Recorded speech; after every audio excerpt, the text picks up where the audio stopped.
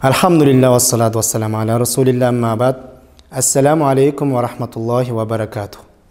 Бүгін сіздер менен көз тиюдөн, сыйкыр дуалардан, жин шайтандардын илешкендеринен, дегеле жамандыктын кандай түрүнөн коргонуу жөнүндө сүйлөшөбүз. Эң биринчи ар бир кылып аткан ишибизди бисмиллах сөз менен баштайбыз. Анткени пайгамбарыбыз саллаллаху алейхи вассалам хадисинде айтат: бисмиллах деген сөз адам баласы менен жин шайтандардын ортосундагы тосмо болот дейт. Ошол себептен бисмиллах сөздү ар бир акыбалда, ар бир учурда айтууга үйрөнөбүз. Андан кийин музыкаларды угуудан алыс болобуз. Анткени музыкалар коюлган жерде, музыкалар коюлган үйдө жин шайтандардын чогулуусу анык. Андан кийин Бакара сүрөсүн окуп турабыз үйдөн. Же окушту билбей турган болсок, дайыма телефондон, интернеттен Бакара сүрөсүн үйгө коюп турабыз. Ошол Бакара сүрөсү жин шайтандардын кубалаштыгы жөнүндө пайгамбарыбыз хадистеринде келген. Жана Ихлас, Фалак, Нас сүрөсүн күндө эртең менен жана кечки убак 3 жолудан кайталап окуп турабыз. Андан кийин Аятал Курси деген аятты эртең менен 3 жолу, кечинде 3 жолу жана жатаарда дайыма окуп жатабыз.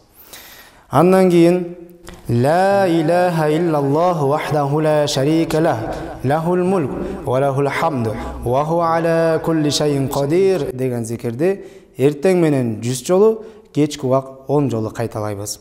Андан кийин Бисмиллахиллази ла ядурру ма исмихи шайун фил ард ва ла фис самаи ва хуа ас-самиул алим деген зикирди дагы эртең менен дайыма 3 жолу жана кечки убак дайыма 3 жолу кайталайбыз. Андан кийин Хасбиаллаху ла илаха иллаху алейхи таваккалт ва хуа раббул аршил азим деген зикирди эртең менен 7 жолу, кечки убак 7 жолу кайталайбыз. Андан кийин дагы бир зикир Аузу би калиматиллахи таммати мин шарри ма халак эртең менен 3 жолу, кечинде 3 жолу кайталайбыз.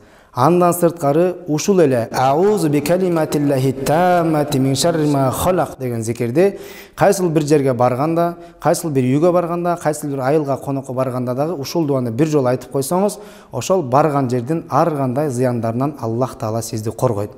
Жана күндө асыр намазынан кийин Уиду аулади би калиматиллахи тамма мин кулли шайтани ва хама ва мин кулли айнин лама деген зикирди дайыма айтып жүрсөңүз, бул сиздин балдарыңызды коргоо дуасы болуп эсептелет. Жогорудагы айтылган дуаларды жана аяттарды чын ыклас менен, Аллахка толук таянуу менен аткара турган болсоңуз, Аллах Таала сизди бардык жамандыктардан, бардык көз тиюлөрдөн жана бардык сыйкыр дуалардан сизди коргойт. Алхамдулилlah, вассалату вассаламу аля расулилlah.